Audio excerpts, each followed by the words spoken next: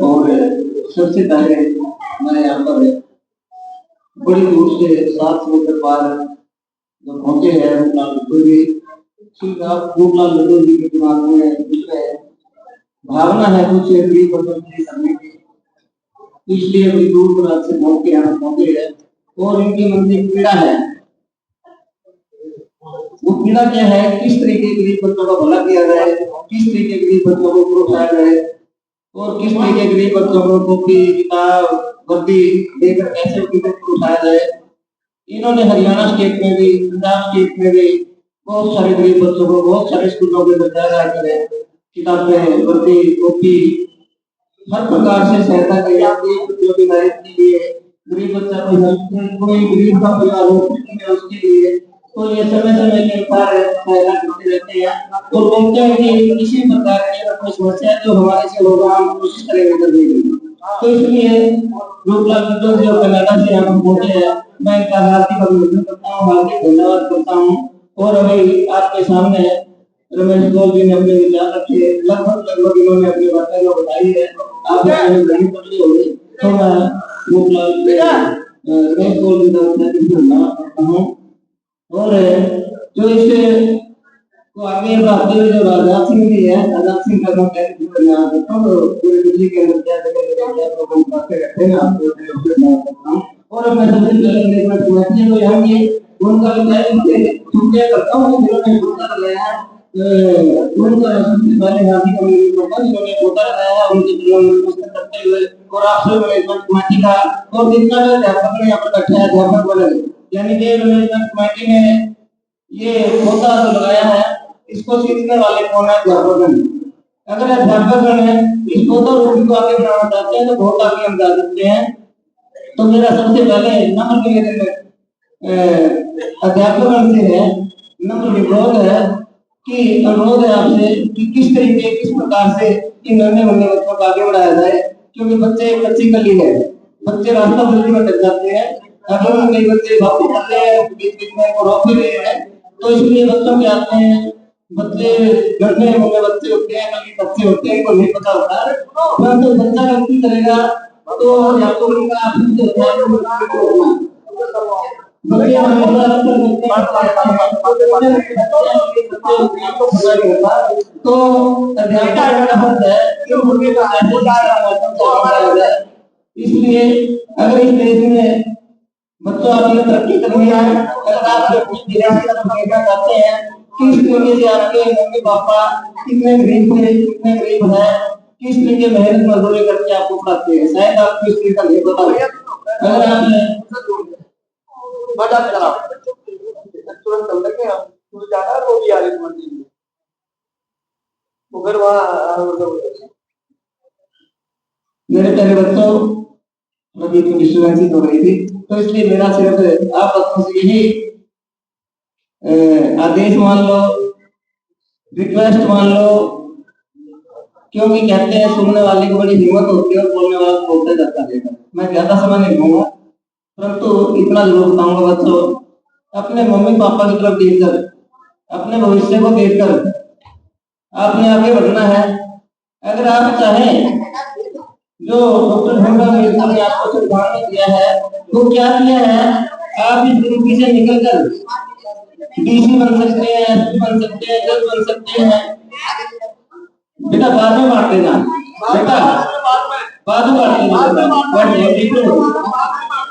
ज्यादा नहीं बोलेंगे थोड़ा ज्यादा नहीं बोलेंगे बाद में बांट देना। अगर आपका बेटा अगर आपका अध्यापक या अध्यापकगण है या अध्यापिका या अध्यापक अगर आपकी लेक्चर देता है उसकी बात को सुनने की कोशिश करें। कोई भी अध्यापक या अध्यापिका बच्चे पीछे का रहते हैं, जिस टाइम कक्षा के अंदर लेक्चर चला होता है ये बेटा विशेष तौर पे आप बच्चे को बता रहे हो ये बता बेटा ये हाँ आप बेटा हाँ आप चलो ना एक बार बैठो बैठ जाइए। तो समझ गए हो बच्चे, हमारा काम यही है। तो मेरे प्यारे बच्चों जब ज्ञान बढ़ता है ना उस टाइम आप सो जाते हैं, उस टाइम आप दाएं बाएं भटकते रहते हैं, जब भी कक्षा के अंदर अध्यापक पढ़ाता है तो उसकी बातों को गौर से सुने। पीछे कौन रहता है? इस विद्या मंदिर के अंदर ही तो मजदूर बैठे, इस विद्या मंदिर के अंदर डीसी बैठे, इस विद्या मंदिर के अंदर एसपी बैठे, यहाँ जज बैठे हैं और यहाँ मजदूर भी बैठे हैं। यानी कि शिक्षा का जो दरवाजा होता है, शिक्षा का जो मंदिर होता है बेटा, उसी से मजदूर निकलते हैं, उसी से आईएएस निकलते हैं, उसी से आईएएस निकलते हैं, उसी से यूनिस भी निकलती है। इसलिए बच्चों को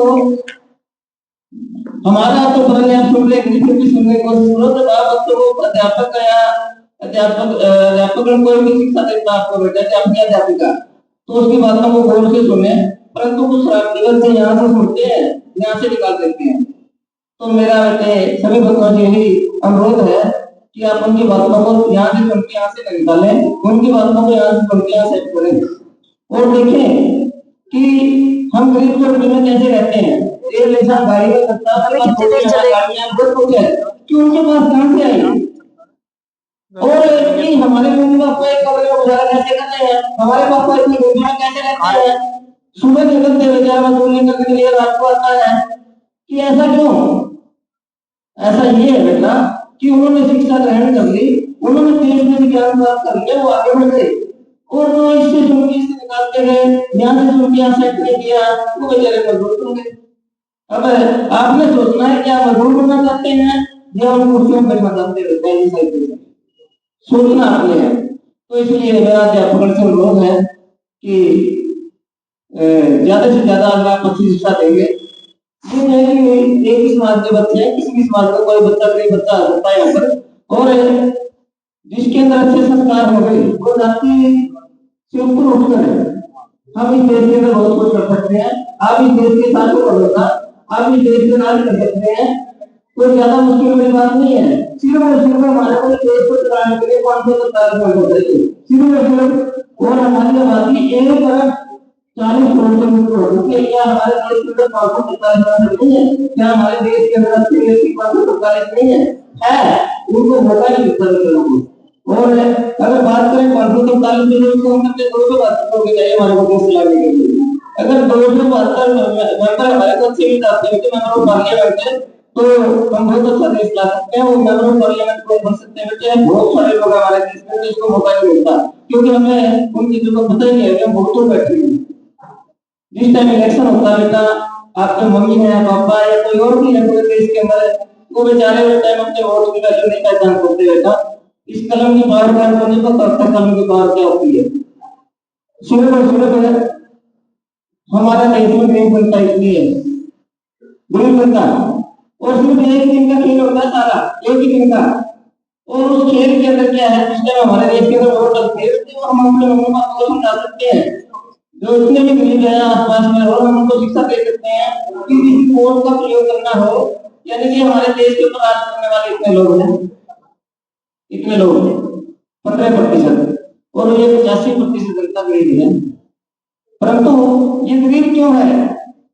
ये गरीब इसीलिए है क्योंकि वो इससे सुनते, इससे निकालते हैं, अपने दिमाग का प्रयोग नहीं करते करते हैं। एक नौकरी वाला भी अपने बच्चे को डीसी तक बना सकता है, एसपी तक बना सकता है, जज तक बना सकता है, परंतु एक इन वोट का प्रयोग हो जाता है तो उसके बाद इन लोगों को इस तरीके दबा देता है 85% लोगों को ऐसे, और फिर इनके ऊपर राज किया जाता है 5 साल। अगर आप पढ़ेंगे लिखेंगे तो आप सरकार से अपनी बात भी मनवा सकते हैं, सरकार के सामने अपनी बात भी रख सकते हैं, कहीं डीसी दफ्तर में जाएंगे, कहीं एसपी दफ्तर में जाएंगे, किसी भी ऑफिस के अंदर आप अपनी बात रख सकते हैं। अगर आपको ज्ञान नहीं होगा तो आप पुलिस कर्मचारी के सामने बात नहीं कर सकते। इसलिए शिक्षा का महत्व समझें, शिक्षा का महत्व समझेंगे तो तभी आगे बढ़ सकते हैं। और मेरा मैनेजमेंट से अनुरोध है कि होता तो बहुत अच्छा लगा हुआ है, लेकिन बहुत सारे रूम है, पार्क है, ग्राउंड है, बहुत अच्छा लगा हमें देखकर यहाँ पर। मैं पॉइंटिंग से मेरा अनुरोध यही है कि इसके अंदर ज्यादा से ज्यादा बच्चे बुलाए जाए, इस माध्यम से बुलाएंगे। अगर आप अच्छी शिक्षा देंगे तो पब्लिक तो आएगी, बच्चे तो आएंगे। तो इसलिए ये डिपेंड करेगा अध्यापक के ऊपर।